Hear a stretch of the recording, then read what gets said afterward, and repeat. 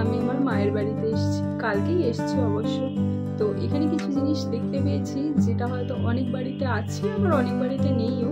মানে বংশ পরম্পরায় তারা নামটা খুব সুন্দরভাবে সাজিয়ে রেখেছে, একটা লিস্ট। এটি আমার মায়ের দাদু করে গেছেন। আমার মায়ের দাদু পেশায় উকিল ছিলেন, কাল্লাকোটের উকিল।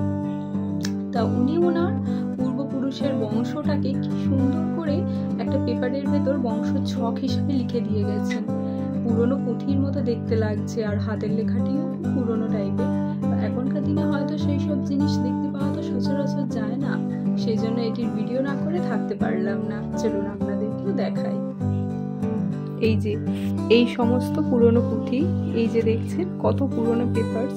এগুলোকে হয়তো দেখেই বোঝা যাচ্ছে এগুলি অনেক অনেক পুরনো, কারণ প্রত্যেকটি লাল হয়ে গেছে। এই যে শ্যামসুন্দরের ছেলে, এই যে রামকৃষ্ণ আর প্রাণকৃষ্ণ, এরকম পরপর যার যেরকম নাম বা যার নেই তার তলায় কাটা। তো এরকম তার কটি ছেলে মেয়ে সমস্ত কিছু এই পুঁথিতে নথিভুক্ত আছে। এটি আমার দাদুর কাছে শোনা যে এনাদের পূর্বপুরুষেরা মুর্শিদাবাদের বাসিন্দা ছিলেন। তাদের মায়ের সম্পত্তির উত্তরাধিকারী হয়ে তারা এসেছিলেন বাঁশবেড়িয়ায়। এই যে এখানে আমার 4 মাসির নাম আছে, অর্পিতা, সুস্মিতা, পুষ্পিতা, সুদীপ্তা। এই যে নিশীথ দত্ত আমার মায়ের বাবার নাম। তো সেই তার 4 মেয়ে, মানে আমার 4 মাসি, এটি আমার মামার বাড়ির দাদু। তো এই যে 4 মেয়ের নাম।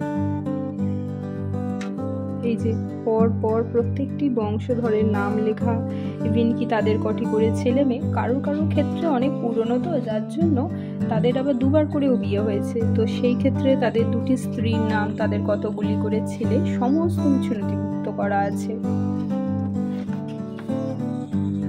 এটি কিন্তু আমার দাদুর বাবা করেছিলেন, মানে আমার মায়ের দাদু। তো যার জন্য এটি যে শুধু তার জেনারেশন থেকে শুরু হয়েছে তা কিন্তু নয়, তিনি তার পূর্বপুরুষের জেনারেশন থেকে যতটা জানতে পেরেছেন লোকের মুখে বা নিজেদের বাড়ির লোকের মুখে, সেখান থেকে তৈরি করা। বাঁশবেড়িয়া থেকে তারা ছড়িয়ে পড়ে নিজেদের কর্মসূত্রে বিভিন্ন জায়গায়। কিছু ক্ষেত্রে জানেন তো এই পুঁথির ভেতর কার কত সম্পত্তি আছে, কি না, কত মৌজা, এই সমস্ত কিছু নথিভুক্ত করা আছে। অনেক পুরনো তো পেপারসগুলি দেখেও হয়তো আপনারা বুঝতে পারছেন। এটি দেখানোর জন্য এই ভিডিওটি করা, কারণ এত পুরনো জিনিস হয়তো আপনারা সচরাচর দেখে থাকেন না। ঠিক আছে, আজ তাহলে আসি, আবার দেখা হবে পরের একটি অন্য ভিডিওতে। সকলে ভালো থাকবেন, সাবধানে থাকবেন।